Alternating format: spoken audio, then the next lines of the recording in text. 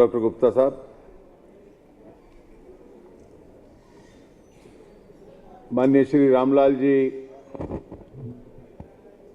Doctor Harshvardhan, मंच पर बैठे हुए इंडियन मेडिकल एसोसिएशन के अध्यक्ष जी,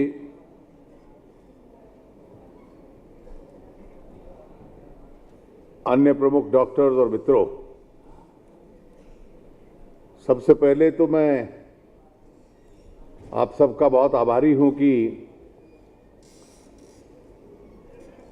डॉक्टर्स के कार्यक्रम में आपने मुझे आमंत्रित किया।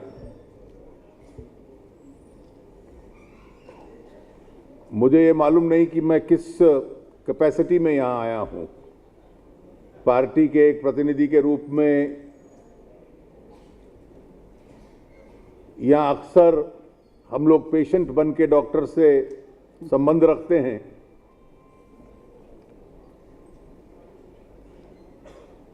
वैसे मैं अपनी ट्रेनिंग से वकील रहा हूं। इन दोनों प्रोफेशंस का केवल इतना ही ताल्लुक है कि यहां केवल तकलीफ वाले लोग आते हैं और इसलिए उनकी तकलीफ का समाधान करना और उनको वापस भेजना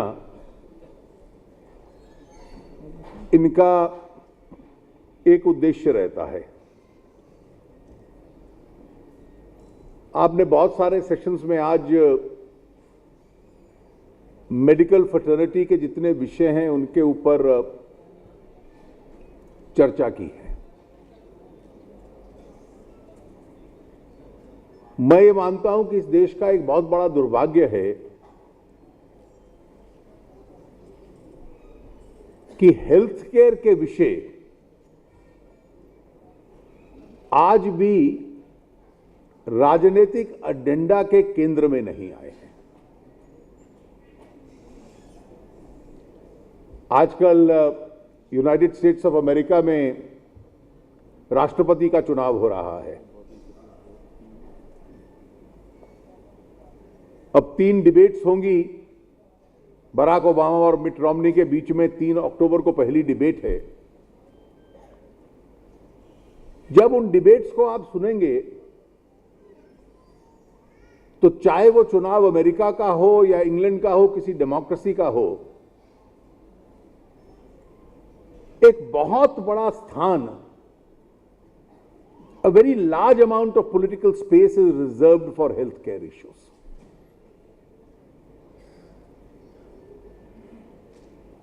और किसी भी विकसित समाज में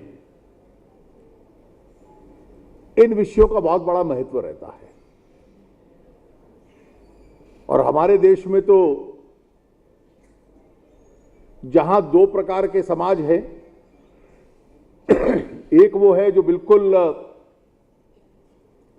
विकास का जो लाभ होता है उस लाभ से वंचित हैं, और दूसरा समाज वो है जिसको लाभ मिलता है, कुछ को कुछ अधिक मिल जाता है। तो इन विषयों की चिंता और भी होनी चाहिए। वहां विषय है high cost of health treatment, क्योंकि हेल्थ केयर वहां की सोशल सिक्योरिटी और इंश्योरेंस का एक अनिवार्य अंग है। तो प्रीमियम्स बढ़ गए, ये बहुत बड़ा विषय रहता है। कॉस्ट ऑफ मेडिसिन बढ़ गए, ये अपने आप में बहुत बड़ा विषय रहता है। और मैं मानता हूं कि सही मायने में किसी भी लोकतंत्र की जो ताकत है, जो आम आदमी के साथ जुड़े हुए विषय हैं, वो जब विषय उस बहस का केंद्र बिंदु बन जाएंगे तो उस लोकतंत्र की ताकत उभर कर सामने आएगी। The strength of democracy depends on that. हम एक चीज याद रखें कि हमारी जो देश की अर्थव्यवस्था है,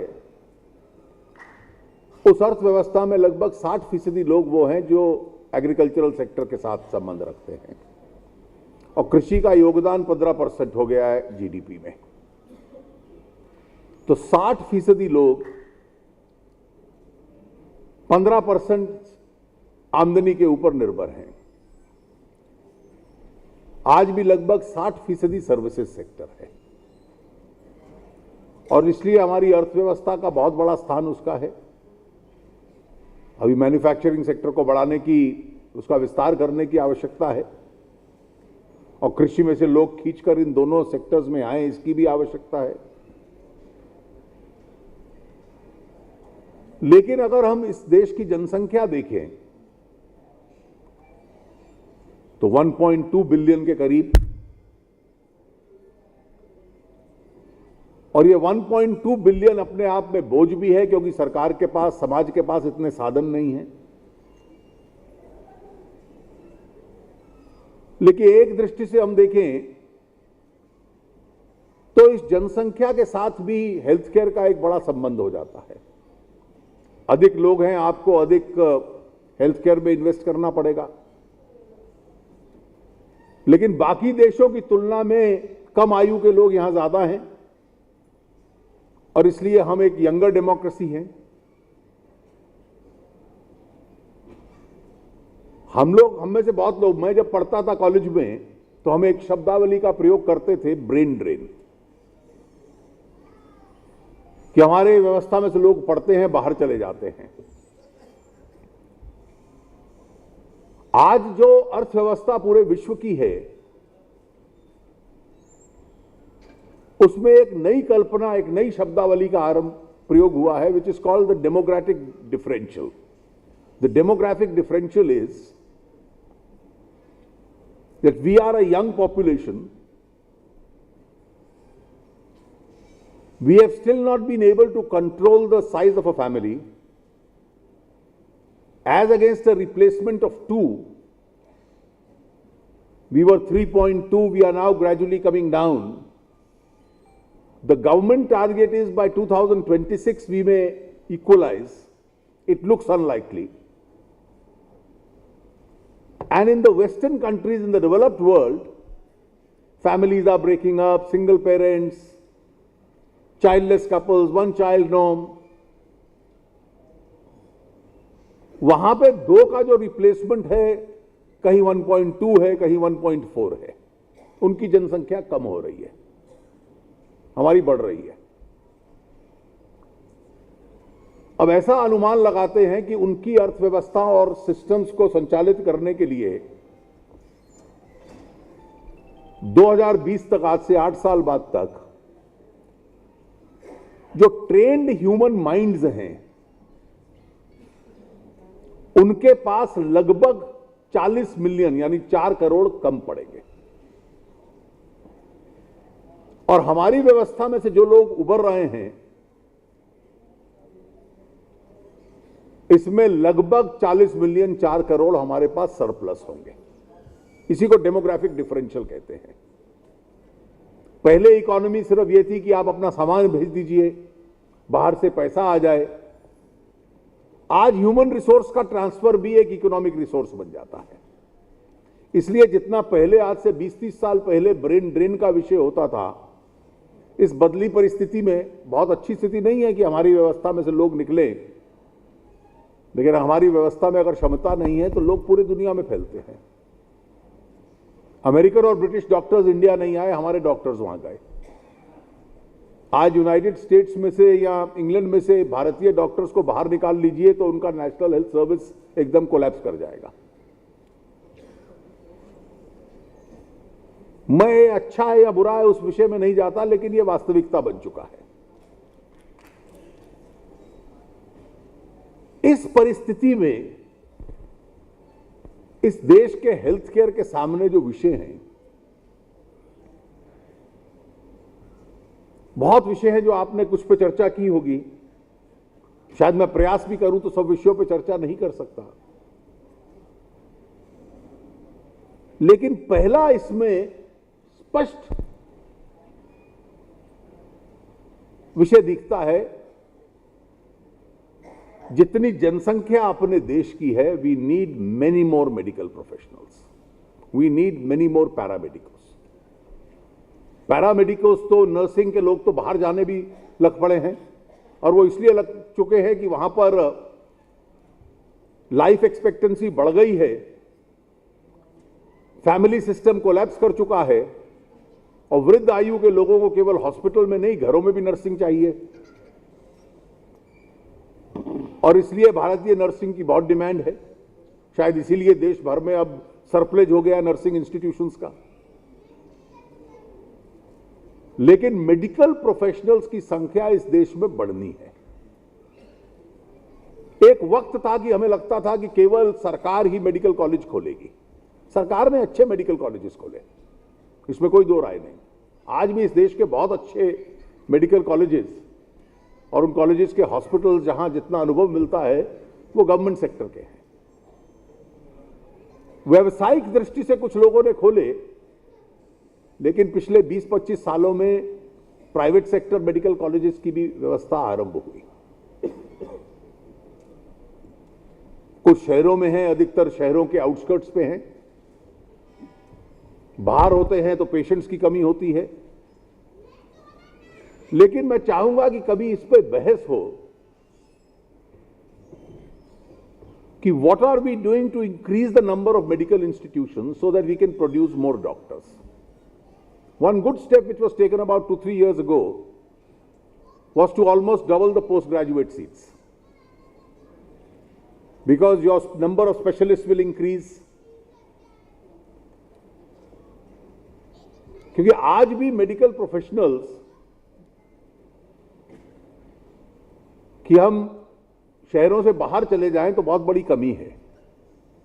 और हमें यह कल्पना करनी पड़ेगी अपनी अर्थव्यवस्था और सामाजिक स्थिति की तैयारी से कि केवल हम अपने देश के लिए डॉक्टर्स की तैयारी नहीं कर रहे। Indian doctors being as good as the best in the world will be required all over the world. वहां संख्या कम होने वाली है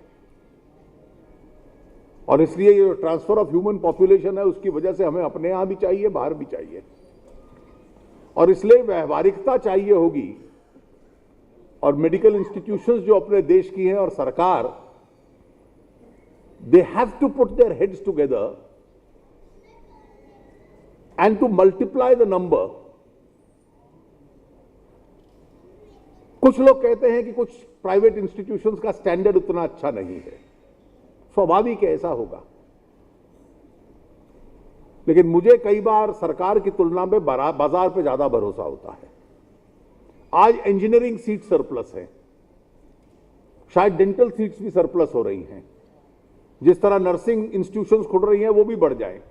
इंजीनियरिंग सीट्स ज्यादा है, मैनेजमेंट सीट्स सरप्लस है। इंजीनियरिंग कॉलेजेस में सीटें खाली पड़ी हैं। जो सब स्टैंडर्ड कॉलेजेस होंगे वो बंद हो जाएंगे। स्वाभाविक है, उसकी वजह से वहां पर खर्चा और कैपिटेशन फी कम हो गई। सरप्लेज की वजह से क्वालिटी उभर कर आएगी, वहां की शिक्षा सस्ती होगी और समाज को इस दृष्टि से अगले 10 साल में इस संख्या को हम कैसे बढ़ा सकते हैं, इसको एक चुनौती, चैलेंज के रूप में लेना पड़ेगा। और जब तक उस संख्या को हम नहीं बढ़ा पाएंगे तो मेडिकल ट्रीटमेंट का जो बेस है वो अर्बन सेंट्रिक रहेगा, देहात में रहेगा, थोड़ा रहेगा।